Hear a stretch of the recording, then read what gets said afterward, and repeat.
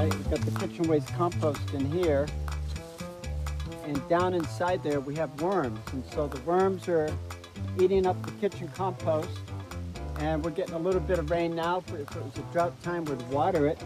And every day we collected it this morning already, but we get this incredible worm juice. And we use it for watering our nursery and other plants that are in need of help. As far as obtaining anything in a store, nothing comes close to how wonderful this works at putting nutrients into your plants. Yeah, these coconuts, man. They're only 4 years old and I'm eating coconuts off of them. Yeah, this is quite the sight, is to have a coconut tree where you got to get down on your knees to harvest. Right there were 16 coconuts. Nice view. See, we get to watch the whales every winter. The whales park out here. So all winter long we get to watch the whales breaching out here. It's really beautiful. They call me Ginger John. That's what everybody knows me by on the island.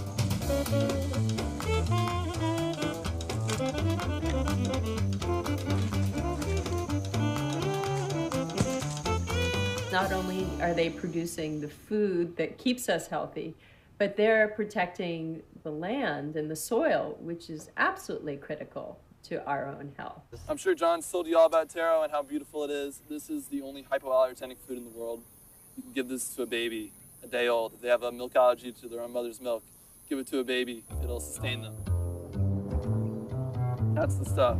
My name is Connor Garrett. I'm from Naples, Florida. I'm living here on Ginger John's farm. I initially came here with the intention to do so and then move on, go back to what I was doing, but now I've become quite enveloped in this lifestyle and I don't really plan on going back anytime soon. John's somebody who will definitely blow your mind in a lot of ways. Tool's called a Hodad. My favorite tool. You know, he does intensive farming. It's not like gardening.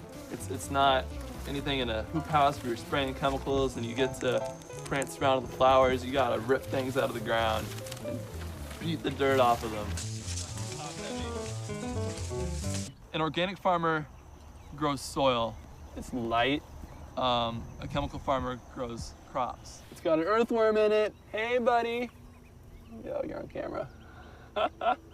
That's good. So if my crops don't do well, it's not because of what I'm putting in, it's because of the soil.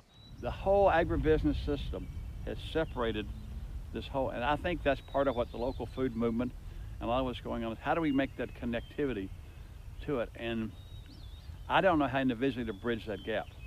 I don't know how to do it. I don't know my consumer. I have no connection whatsoever. My farming style is to grow the food crops that have sustained civilization. When I sit down to eat, 90% of what I eat comes from this farm. I really feel like I'm cheating. So where do you get your food? They go to the Kroger stores. Really? Yeah, You go and shop in a grocery store for food? sure. Every farmer does.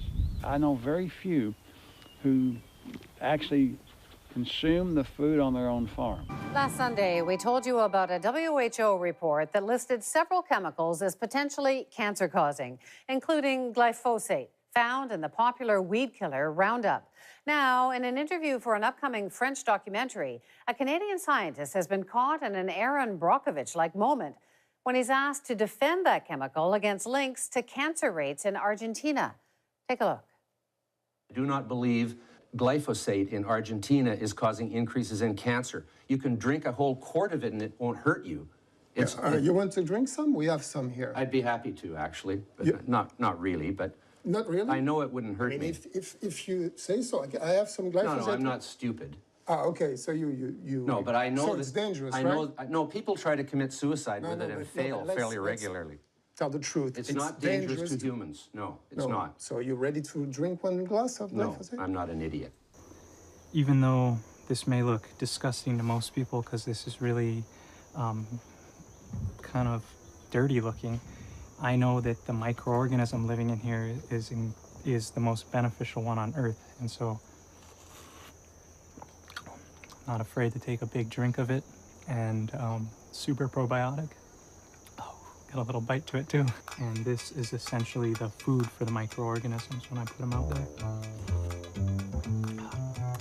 And this one's much better. For 2 years, I was trying to grow taro in these fields, and I've been growing taro for about 40 years, and I never had a problem, yet I couldn't get a crop to really grow. I was getting really discouraged, and then I heard about Master Cho and Korean natural farming. 이제 그런 것들을 만들어 쓰는 거니까 자연 농업이 그 영양제를 갖다가 안 주는 게 아니라 영양제가 아니라 영양원을 주는 거예요.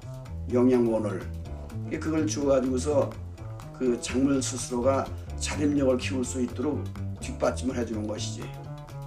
그러니까 우리가 그런 거가 그 초보자라도 누구든지 할 수 있는 것은 시키는 대로 하면 돼요. It's kind of designed for peasants like myself. And all these different things, when combined in the right proportions, make the microorganisms thrive and brings the earth back to life. Microorganisms are inside of us, they're on our skin, they're in our lungs. They are really what connect us to the world around us.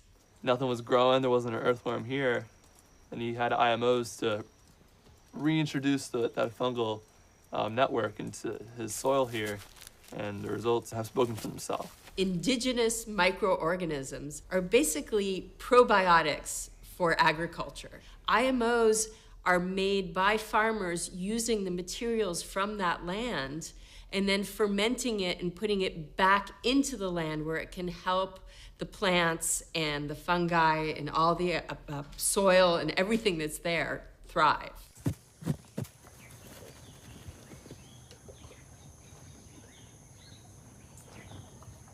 Nice. If you have totally white mold like this, it's the excellent IMO one that we cultivated. From this stage, you would collect all of this into a jar and add equal amount of sugar to the rice, and so that way we'll move it to IMO 2. 자연 농업은 있는 그대로에서 나가는 거예요. 거기다 자기의 욕심을 가미한다든지 지식을 가미하는 게 아니라 있는 그대로에서 그걸 갖다 우리는 영위 철학이라고 얘기를 해요. 영위 철학적으로 삶으로 관찰해야 되거든요.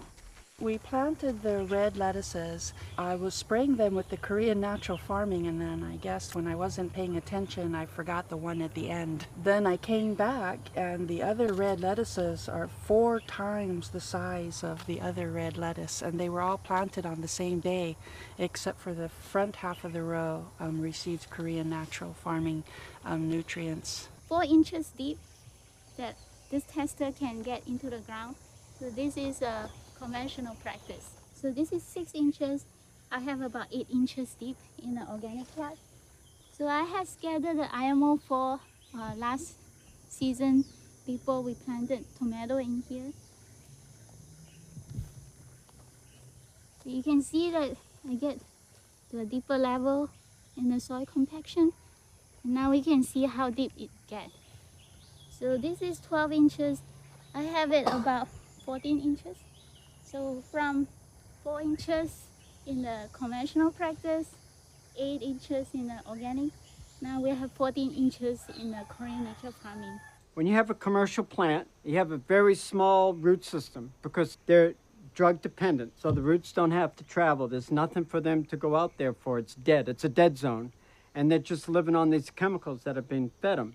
If you're farming with microorganisms, you're doing a biological farming, and you have a good population of microbes in the soil, the root systems will go very far out, hundreds of feet. Korean natural farming, what farmers are doing is recognizing that the microbes that are there on that farm and in that soil are really critical to the life cycle of the farm and to the health of the plants and to the health of the people who eat those plants. I have a degree in computer science and decided to learn how to farm. Of all the techniques you can pick, Korean natural farming is like right on with the kids because every single thing we use is edible. And so with the kids, I don't have to worry about them getting poison on them and eating it or like getting in dangerous situations. They just, everything they can eat, if they spill it, it's not a problem, It just goes into the ground and makes things better. Now right here, you're probably looking at 6 billion microorganisms in this little chunk here. What Ginger John is practicing is basically complexity medicine, or complexity farming. Can you see that white on your film?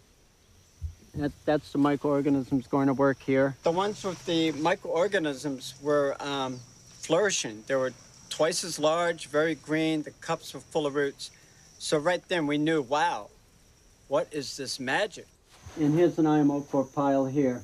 The first time that I started applying my IMO4 to the land and I'm dumping it out, I had this incredible feeling of sovereignty, that I was freeing myself from the need of spending hard-earned money on anything that was being shipped over across the ocean from the mainland. A plant will put out a stress signal that it's lacking some kind of nutrient. It could be like boron or magnesium or calcium. The fungus that are attached to the roots of the plant will sense that imbalance. It can actually send a signal to an area that's rich, and it will bring that to the plant. Some of them live in the rhizosphere, in the root of plants. Root of plants is extremely complex environment because there are many, many organisms living there. Some of them cooperate, some of them compete. So they have to develop, in order to survive, extremely sophisticated social intelligence. Very much like human social intelligence, just more advanced. So I came with the idea, what are the features that characterize social intelligence? And then I found that our own bacteria, the bacteria that I discovered, fall in the 3 standard deviation above the average. So they are like Einstein. They have special circuits to process the information and even engage in decision-making. Looking at the desert, these social bacteria play enormous role on the integrity of Earth because all these bushes that you see here are connected underneath. So all these things that you see around us, it's one big network. It's super far out. It's almost so, like, I'm way too scientific. At first I was like, no, that's some hippie stuff. No, it's real. It happens, and it's part of healthy soil, and you'll never see it in conventional agriculture. One of the things I've been studying is soil biology with a 400 power microscope, and with that I'm able to see the beneficial fungus and bacteria and very quickly quantitatively decide if I'm doing it right or not. All throughout this sample of the beneficial microorganisms, I'm finding nice fungus and I'm finding much more biodiversity. They're the ones who are harvesting nutrients from the soil and passing them on to the roots of the plants, who are then passing them on to us. Restoring this and rejuvenating back to growing your own beneficial microorganisms and re-inoculating them into the environment is really the only way to turn the page and to heal our forests, to heal our ocean, and the systems that keep us alive.